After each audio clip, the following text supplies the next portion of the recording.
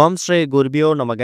ஓம் ஸ்ரீ மகா பெரியவா சரணம். வரும் ஜூன் 9ஆம் தேதி திங்கட்கிழமை வைகாசி விசாகம். இப்ப நாம சொல்லக்கூடிய இந்த ஒரே ஒரு பொருள் உங்க கையில இருந்தாலே போதும். பணத்தை நீங்க காந்தம் போல வசியம் பண்ண முடியும். வீட்டுக்குள்ள முருக கடாட்சம் அதிகமாகும். அது என்ன பொருள், அதை எப்படி பயன்படுத்தணும் பார்க்கறதுக்கு முன்னாடி நம்மளோட வீடியோஸை இப்பதான் நீங்க ஃபர்ஸ்ட் டைம் பாக்குறீங்கன்னா மறக்காம சப்ஸ்கிரைப் பண்ணிக்கோங்க. தொடர்ந்து இது மாதிரி அப்டேட் தெரிஞ்சுக்கிறதுக்கு பக்கத்துல இருக்கிற நோட்டிபிகேஷன் பெல்லை கிளிக் பண்ணி ஆல் அப்படிங்கிற செலக்ட் பண்ணிக்கோங்க. இப்போ என்ன பொருளை எப்படி பயன்படுத்தணும் அப்படிங்கிற பத்தி தெளிவா தெரிஞ்சுக்கலாம். வைகாசி விசாகம் அப்படிங்கிறது வருஷத்துல ஒரு முறை வரக்கூடிய அற்புதமான ஒரு நாள்.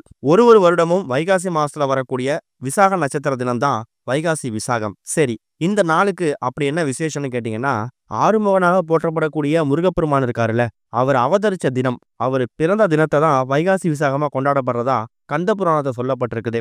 அதாவது சிவபெருமானோட நெற்றிக்கிலிருந்து வெளிவரக்கூடிய அந்த தீக்கதிர் மூலியமா உருவானவர் தான் முருகப்பெருமான். அப்படி சிவபெருமான் முருகப்பெருமானை அவதரிக்க செய்த இந்த ஒரு நாள் தான் வைகாசி விசாகம். அன்றைய தினம் எல்லா கோவில்கள்லையும், குறிப்பா முருகன் சன்னதிகள்ல அபிஷேக ஆராதனைகள் நடக்கும். முருகனோட அறுபடை வீடுகள்ல கோலாகலமா திருவிழாக்கள் நடக்கும். சொல்ல போனா 6 நாட்கள் 10 நாட்கள்னு சொல்லி பக்தர்கள் வைகாசி விசாகம் வரைக்கும் முருகப்பெருமானுக்கு விரதம் இருந்து வழிபாடு நடத்துவாங்க. தைப்பூசம், கந்தசஷ்டி விரதம், இந்த நாட்கள்ல முருகப்பெருமானுக்கு எப்படி விரதம் இருப்பாங்களோ அதே மாதிரி வழிபாட்டை தான் இந்த வைகாசி விசாகத்தன்னைக்கும் பக்தர்கள் பண்ணுவாங்க.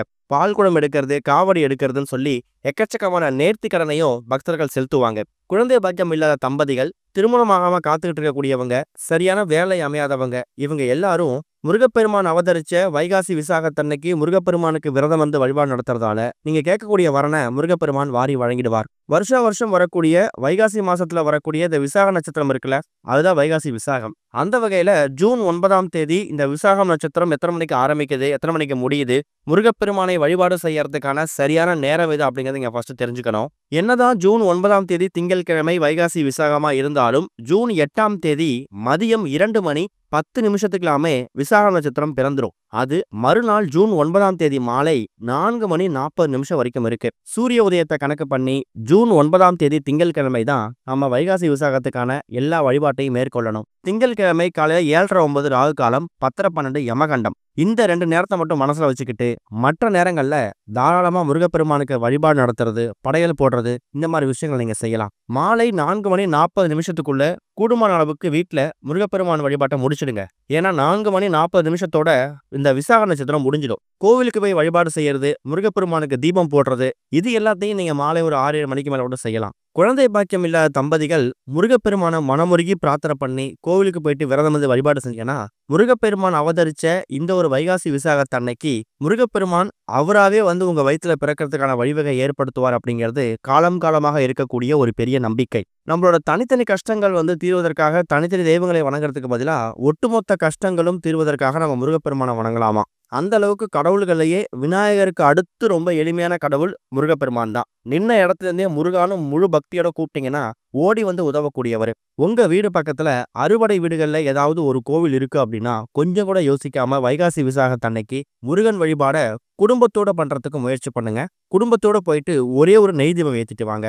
இது போக உங்க வீட்டுல இப்ப நாம சொல்லக்கூடிய இந்த ஒரு பொருளை பயன்படுத்தி செய்யக்கூடிய நீங்க ஒரு வழிபாட்டு முறை இருக்குல்ல, இது உங்க வீட்டுக்குள்ள முருக கடாட்சத்தை அதிகப்படுத்தும். முருகப்பெருமானுக்கு உரிய வழிபாட்டு பொருட்கள் நிறைய இருக்கு.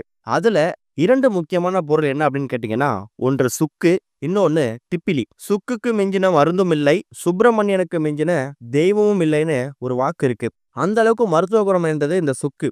அதுக்கு அடுத்தபடியா இன்னொரு மருத்துவ குணம் இருந்தது திப்பிலி. இந்த திப்பிலி அப்படிங்கிறது பார்க்கறதுக்கு கிராம்பு மாதிரியே தான் இருக்கும். இது எங்க கிடைக்கும்? நாட்டு மருந்து கடைகள்ல கட்டாயம் கிடைக்கும். சூப்பர் மார்க்கெட்ல நிச்சயம் கிடைக்கும். விலையும் ரொம்ப கம்மி தான். இந்த ஒரு திப்பிலியை தான் நீங்க வாங்கிட்டு வந்து தயார் செஞ்சு வச்சுக்க போறீங்க. சரி, இந்த திப்பிலியை எப்படி பயன்படுத்தணும் அப்படிங்கிறது ரொம்ப முக்கியம். முன்னாடியே சொன்ன மாதிரி இந்த ராகு காலம், யமகண்டம், இந்த 2 நேரத்தை தவிர மற்ற நேரத்துல வீட்டோட பூஜை எல்லாம் முருகப்பெருமானுக்கு வழிபாடு நடத்துவீங்கல்ல, அப்படி நடத்தக்கூடிய வழிபாடு ரொம்ப முக்கியம். முருகப்பெருமான் போட்டோ சிலைக்கு பூக்களால் அலங்காரம் செஞ்சுடுங்க. முருகப்பெருமானுக்கு பிடிச்ச நைவேத்தியங்கள் செஞ்சு வச்சு படைக்கலாம். முருகப்பெருமானுக்கு இனிப்புனா ரொம்ப பிடிக்கும். அதுலயும் கல்கண்டு, சர்க்கரை பொங்கல், பால் பாயாசம், இது மாதிரி விஷயங்கள்லாம் முருகப்பெருமானுக்கு ரொம்ப பிடிக்குமா. இதுல ஏதாவது ஒரு நைவேத்தியம் வச்சு படைச்சிடுங்க. சிவப்பு நிற மலர்களால முருகப்பெருமானுக்கு அலங்காரம் பண்ணுங்க. வீட்டுல ஒருவேளை முருகப்பெருமானுக்குரிய வேல் இல்லைன்னா முருகப்பெருமான் விக்கிரகம் வச்சிருந்தீங்கன்னா அபிஷேகம் கட்டாயம் பண்ணணும். இப்படி முருகப்பெருமானுடைய எல்லா வழிபாட்டையும் முடிச்சுட்டு வீட்டுல எப்பவும் போல தீபங்கள்லாம் ஏத்திருங்க. அதுக்கப்புறமா சின்னதா ஒரே ஒரு மண் அகல் விளக்கு எடுத்துக்கணும். மண் அகல் விளக்கு எடுத்துக்கிட்டாலும் சரி, இல்ல இந்த ஒரு பரிகாரத்துக்காக சின்னதா ஒரு குட்டியா ஒரு காமாட்சி அம்மன் கூட நீங்க எடுத்துக்கலாம். அது உங்க விருப்பம் தான். ஆனா, மற்ற விளக்குகளுக்கும் இதுக்கும் சம்பந்தம் கிடையாது. நீங்க தினந்தோறும் வழிபாட்டுக்கு ஏற்றக்கூடிய விளக்குகள நீங்க தனியா கணக்குல எடுத்துக்க கூடாது. இது பிரத்யேகமா ஏற்றக்கூடிய ஒரே ஒரு தீபம். முருகப்பெருமான் போட்டோ சிலைக்கு முன்னாடி ஒரே ஒரு மண் அகல் விளக்கு வச்சுட்டு, அந்த மண் அகல் விளக்குல கொஞ்சமா தீப எண்ணெய் ஊத்தணும். நெய் ஊற்றக்கூடாது. தீப எண்ணெய் ஊத்தி தீபம் போடணும். அப்படி தீப எண்ணெய் ஊற்றி எரியக்கூடிய அந்த தீபம் இருக்குல்ல, அந்த தீப எண்ணெயில நீங்க வாங்கிட்டு வந்து தயார் செய்து வைத்திருக்கக்கூடிய அந்த திப்பிலி இருக்கு பாருங்க. இந்த திப்பிலிய ஒரு 2, 3 துண்டு அந்த விளக்குல போட்டுறணும். முருகப்பெருமான் அதாவது திரிகடுகம்னு கேள்விப்பட்டிருப்பீங்க. சுக்கு, மிளகு, திப்பிலி இதுதான் திரிகடுகம். 3 முக்கியமான பொருட்கள். இந்த 3 முக்கியமான பொருளையும் கூட நம்ம முருகப்பெருமான் வழிபாட்டுக்கு பயன்படுத்தலாம். சுக்கும் முருகப்பெருமான் வழிபாட்டுக்கு பயன்படுத்துவோம். மிளகு அப்படிங்கிறதையும் கடன் பிரச்சனைக்காக பயன்படுத்துவோம். இப்ப பயன்படுத்தக்கூடிய இந்த திப்பிலி இருக்குல்ல, இதுவும் முருகன் வழிபாட்டுல முக்கியத்துவம் வாய்ந்த ஒரு பொருள். திரிகடுகம் அழைக்கப்படக்கூடிய இந்த 3 முக்கியமான பொருள்ல கடைசி பொருளா இருக்கக்கூடிய இந்த திப்பிலி ஒரே ஒரு துண்டு 2 துண்டு கிடைச்சா கூட போதும். அத முருகப்பெருமான் போட்டோ சிலைக்கு முன்னாடி ஒரே ஒரு மண் அகல் விளக்க பிரத்யேகமா ஏத்தி அந்த தீபத்துல அந்த தீப எண்ணெயில திப்பிலிய ஒரு 2, 3 துண்டு போடுங்க. அப்படி போடக்கூடிய அந்த திப்பிலி அந்த தீப எண்ணெயோட சேர்ந்து எரியும் போது அதுல இருந்து வரக்கூடிய அந்த ஜோதி இருக்குல்ல, அது ஒரு வாசம் உருவாகும். அந்த ஒரு வாசனை உங்க வீடு முழுக்க நிறையும் போது முருக கடாட்சம் அதிகமாகுமா.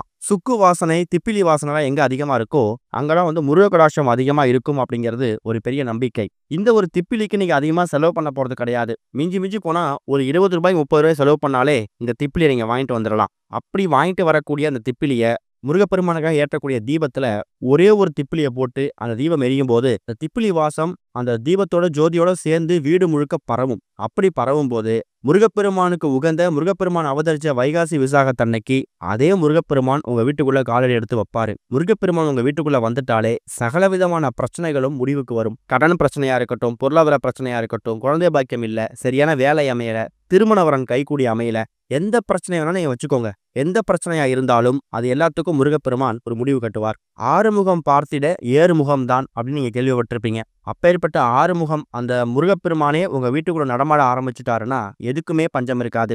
ராஜ யோகம் பெற்று ராஜாவா வாழ முடியும். இந்த தீபம் மற்ற தீபங்கள்லாம் எவ்வளவு நேரம் எரியுதோ அவ்வளவு நேரம் எரிஞ்சாலே போதும். அதுக்கப்புறம் தீபத்தை குளிர வச்சுட்டு அந்த விளக்குல எண்ணெய் தந்ததுக்கு அப்புறமா ஒருவேளை திப்பிலி அதுல கொஞ்சம் இருந்துச்சுன்னா அதை நீங்க எடுத்து கால்பட இடத்துல செடியில போட்டுருங்க. பார்க்கறதுக்கு ரொம்ப எளிமையான விஷயம் மாதிரி தெரியும். ஜூன் 9ஆம் தேதி திங்கட்கிழமை மாலை 4:40 இந்த விசாக நட்சத்திரம் முடிஞ்சிடும். கூடுமான அளவுக்கு பகல் நேரங்களை காலை நேரத்துல வழிபாடு செய்யும் போது இந்த தீபத்துல ஒரே ஒரு துண்டு இல்ல 2 துண்டு திப்பிலியை போட்டு தீபத்தை ஏத்துறதுக்கு மறந்துடாதீங்க. நீங்க செலவு பண்ணக்கூடிய ஒரு ரூ. 20 30 அந்த முருகரே உங்க வீட்டுக்குள்ள அமர போறார் அப்படிங்கிறது நீங்க நம்பித்தான் ஆகணும். பார்க்கறதுக்கு ரொம்ப எளிமையான விஷயம் மாதிரி தெரியும். இது மூலயமா கிடைக்கக்கூடிய பலன்கள் ரொம்ப பெருசு. எல்லார் வீட்டுக்கும் முருகன் அருள்பாலிக்கணும் அப்படிங்கிறது எல்லாருக்கும் இருக்கக்கூடிய விருப்பம் தான். உங்க வீட்டுக்கும் முருகப்பெருமான் உங்களுக்கு அருளாசி கொடுக்கணும் அப்படின்னா கட்டாயம் இதை முயற்சி பண்ணுங்க. ஓம் ஸ்ரீ குருபியோ நமக. ஓம் ஸ்ரீ மகா பெரியவா சரணம்.